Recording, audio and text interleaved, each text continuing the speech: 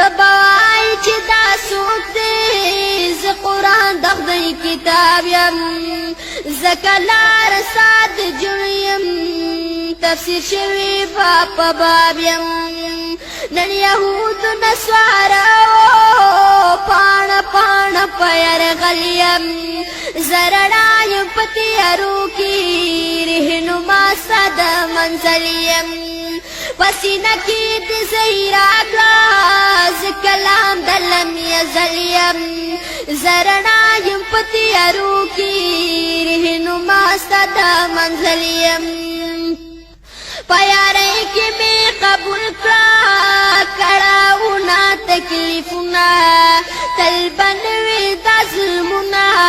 خدای براولي وختونه مجروحي کو څوک مې یاد شي بیا په سخته کې مل یم زرړا یم په تیارو کې رهنما